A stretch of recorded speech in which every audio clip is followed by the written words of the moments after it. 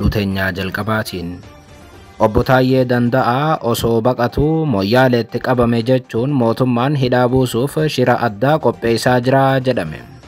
Alaabaa ABO mana isaa keessa kaayuun shanee faana hojjechaa jira jechuun sobanii qabuun waggaa tokkoofidha kan tursiisan obbo Taayyee ammallee mootummaan shira addaatiin hidhuuf akka jiru himameera. Gabaasa bal'aa isin biraan geenya.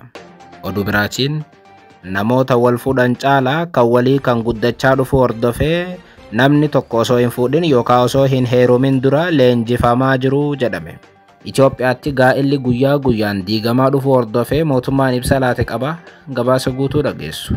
Oduu biraatiin ONLF hoggansa paartichaa dhuunfachuudhaaf duulli qindaawaan gaggeeffamaa jira jechuun boordii filannoo biyyaalessa Itoophiyaatii fi mootummaa naannoo Somaalee himate. Wanti amma deemaa jiru wal dhibdee biraa naannoo Somaaleetti akka kaasuu simeera. Gabaasa guutuu dhageessu. Oduu biraatiin ji'a jaha dura pirezidaantiidhaan wal dhabee aangoo irraa kan kaafame itti aanan pirezidaantii Keeniyaa paartii haarawa hundeesse. Kanaanis filannoo bara 2027 irratti Ruuto morma qabuudhaaf akka jiru himeera. Gabaasa guutuu isin biraan geenya akka mooltan daawwattootaaf hordoftoota Anolee Global Media. Oduuf odeeffannoo keenya galgala kanaa qabannee dhufneeti jirra. Odeeffannoo keenya ijoo isaa amma dhageessan guutuu isaa isin biraan geenya. Haga xumura sagantaa keenyaatti dhaggeeffachuun yaada qabdan gara koomentiitiin nuuf barreessaa. Viidiyoon keenya namoota hedduu biraa akka dhaqqabuuf immoo like, share, subscribe godhuun dagatinaa isiniin jenna. Kallattumaan gara gabaasa bal'aattiin isin qajeelcha. Oduu teenyaa jalqabaatiin obbo Taayyee Danda'aa osoo baqatuu Moyyaaleetti qabame jechuun mootummaan hidhaa buusuudhaaf shira addaa qopheessaa jira jedhame. Alaabaa ABO mana isaa keessa kaayuun shanee faana hojjechaa jira jechuun sobanii qabuun waggaa tokkoofidha kan tursiisan obbo Taayyee ammallee shira addaatiin hidhuuf akka jiran himame. Waggootaniif mootummaa bilchiginaa keessatti qondaala olaanaa ta'uun hojjechaa kan turan obbo Taayyee Danda'aa erga bara 2023 as mootummaa faana wal dhabeera.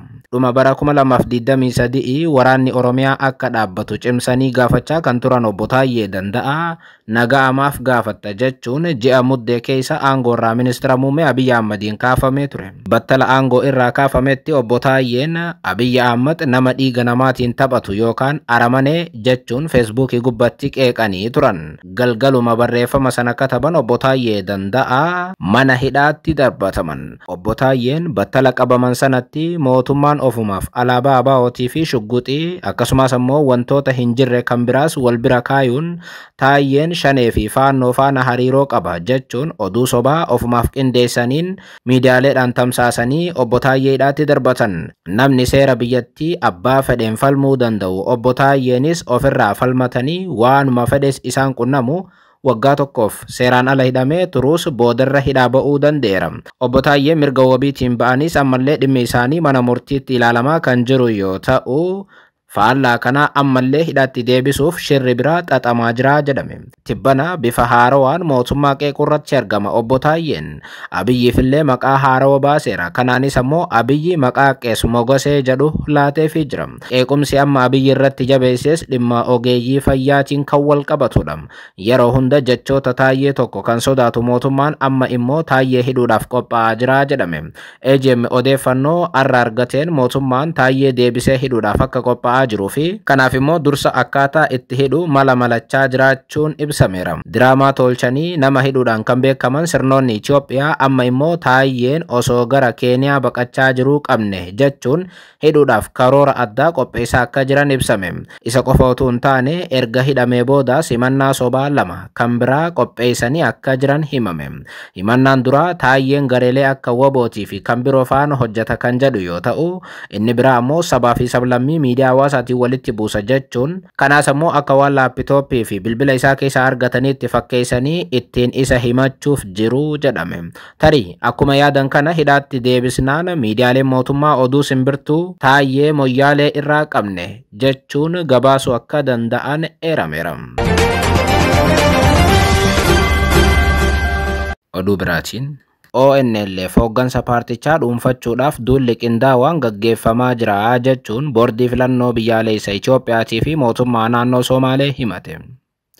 Wanti amma boordiin kunii fi naannichi godhaa jirus waraanatti geessu kan danda'uudha jedha ONLF. Haaluma kanaan addi bilisummaa biyyaalessa Ogaadeen yookaan ONLF hooggansa boordii filannoo biyyaalessa Itoophiyaatii fi mootummaa naannoo Somaaleetiin karaa qindaawaa ta'een hooggansa paartichaa bittinneessuu fi dhuunfachuudhaaf shira qindaa'e gaggeessaa jiranii jechuun himate.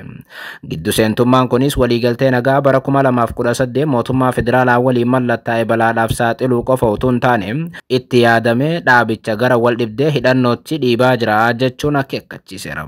Duulli qindaawaan kunis maqaa dhaabichaa xureessuu fi mootummaan federaalaa waliigaltee nagaa bara 2018 mallatteesse hojiirra oolchuu dhabuudhaan dadhabina isaa dhoksuudhaaf kan kaayyeeffate akka ta'e hime. Koreen hojii raawwachiiftuu paartichaa ibsa caamsaa 15 karaa waajjira muummee isaa Jijjigaatti argamuutiin baaseen duulli kun hooggantoota paartii karaa dimokiraatawaa ta'een filataman koree giddugaleessaatii fi caasaa heera mootummaa diiguudhaaf akka ta'e beeksiseera. Duulli kunis hooggansi boordii filannoo biyyaalessa Itoophiyaa bulchiinsa mootummaa naannoo Somaalee waliin ta'uun gaggeeffamaa akka turee fi ONLF akka dhaaba siyaasaatti akka itti hin fufne jeequudhaan naannicha keessatti kanneen mootummaadhaaf amanamoo ta'an bakka buusuudhaaf yookaan aangoo paartii tanaa kennuudhaaf kan kaayyeeffate ta'uu ibseera. Paartichi tarsimoon akkasii dogoggora ta'uu fi naannicha keessatti tasgabbii dhabuu fi wal dhibdee illee uumuu danda'a jechuun akeekkachiise. Dhibdee amma ONLF fi mootummaa jidduutti dhalate kana qaamoleen idil addunyaa akka jidduu seenan kan gaafate ibsi dhaaba kana dhaabbata mootummoota gamtoomaniif gamtaa Afrikaa dabalatee qooda fudhattoonni hundi Itoophiyaan nagaaf mirga siyaasaa sarbaa waan jettuuf itti gaafatamtuu gochuu qabanii jechuun gaafateera. ONLF fi mootummaan erga wal himachuu eegalanii bubbulaniiru. Oduu biraatiin namoota wal fuudhan caalaa kan walii kan guddachaa dhufu hordofee namni tokko osoo hin fuudhin yookaan osoo hin heerumin dura leenjifamaa jiru jedhame. Itoophiyaatti yeroo dhiyoo as namoonni wal fuudhan akkuma jiran hedduun ammoo yoo bultii diigan ni dhaga'ama. Taateen kun tarii biyyoota biraatti baratamaa ta'us Itoophiyaatti garuu wal hiikuun guddachaa dhufeera.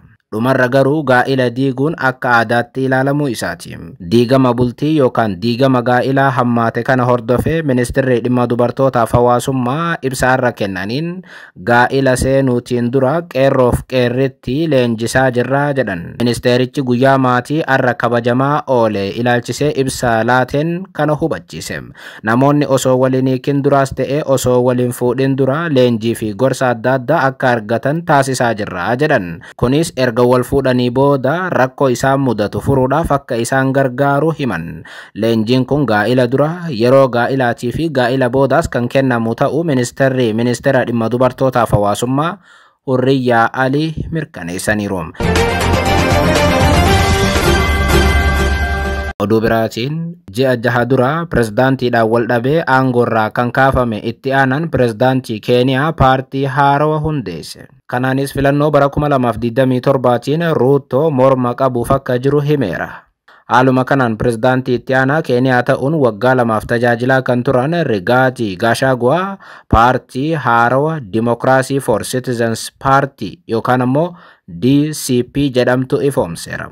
Itti aanaan pirezidaantii duraanii Keeniyaa Rigaati Gachagua guyyaa 3 dura paartii dura waliin hojjechaa ture UDA yookaan ammoo paartii Ruuto gadhiisuu beeksisee ture.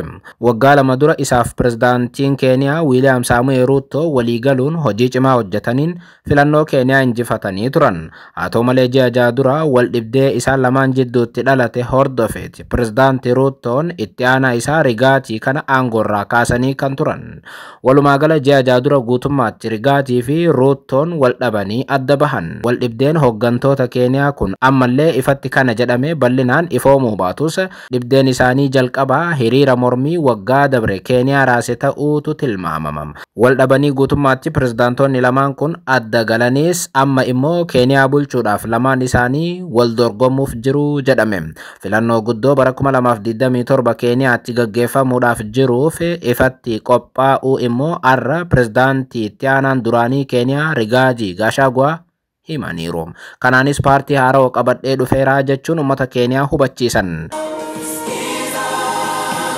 Arra ganama waajjira muummee dhaabichaa Naayiroobiitti argamutti paartii haarawa hojii kan jalqabsiisan Rigaati Gachagua ji'oota ja'an dabran dhimma kanarratti marii manatti gaggeessuun paartii siyaasaa kana akka bocan himaniiru. Paartiin isaanii lammiilee Keeniyaatiif hooggansa fooyya'aa kennuuf kan hundeeffame ta'uu dubbatan. Lammiileen Keeniyaa rakkoo isaan mudateef furmaata akka barbaadan nutti himaniiru kan jedhan Rigaati Gachagua arra wayita paartii isaanii ifoomsan Keeniyaanonni paartii uummataaf ta'u akka jalqabnu nu gaafataniiru. Kanaaf nutis paartii haaroo finnee dhufne jechuun hubachiisan. Itti dabaluudhaanis paartiin DCP sagalee lammiilee Keeniyaatiif dursa kan kennu ta'uu ibsuun kanarraa ka'uunis dhaadannoo dhaabichaa lammiilee Keeniyaa dhaggeeffadha jedhuun as baaneerraa jedhan. Itti aanaan pirezidaantii Keeniyaa duraanii kun itti dabaluudhaan dhaabichi qaama hunda kan hammatee fi fedhii uummata Keeniyaatiif dursa kan kennu ta'uu ibsuun qaamonni akka Jeenzii hundi paartii kana keessatti hammatamaniiru jedhan. Keeniyaatti Jeenzii jechuun qeerroo akka jechuuti. Mallattoon paartii kanaa harka gurra qabate yoo ta'u kunis dhaggeeffachuu kan agarsiisudha. Guutummaatti uummata dhaggeeffannaa jechuu barbaadaniiti. Michuu dhiyoo Gachagua kan ta'an Kiliyoofas Malaalaa yeroodhaaf itti aanaa hoogganaa paartii kana akka ta'anis ibsameera. Rigaati Gachagua ibsa arra kennaniin jaallattoonni paartii kanaa hundi dhaabichatti galmaa'uu akka jalqaban gaafataniiru. Pirezidaantii itti aanaan duraanii Keeniyaa kun ganama kana akkuma paartii tana ifoomsanii gabba'aniin dhukaasni bakka isaan jiranitti banamuunis ijoo dubbii ta'eera. Amma dura yeroo garagaraatti yaaliin ajjechaa irratti raawwatamee kan ture pirezidaantii itti aanaan duraanii kun ganama kanas akkuma paartii haarawaa DCP ifoomsaniin dhukaasni baname. Dhukaasa kana miseensi poolisii tokko kan bane yoo ta'u namoonni isatti fiiguu hordofee dhukaasni baname jedhame. Ammuma osoo oduu tana qindeessaa jirru Rigaati Gachagua ibsa gama miidiyaa hawaasaa isaatiin laateen anaaf maatii koo akkasumas deeggartoota koo irratti yaaliin ajjechaa raawwatamu dhaabbachuu qabaa jedhaniiru. Nutis akkuma lammiilee biraa mirgaa fi bilisummaa qabnaa jedha pirezidaantiin kun ibsa ammuma osoo oduu tana dubbisaa jirru maxxanseen. Anarratti yaaliin ajjechaa amma dura irra deddeebiin raawwatameera kan jedhe Rigaati Gachagua ganama kanas irra deebiin yaaliin wal fakkaataan bakkaan paartii koo ifoomsetti na mudateera jechuun hubachiiseera.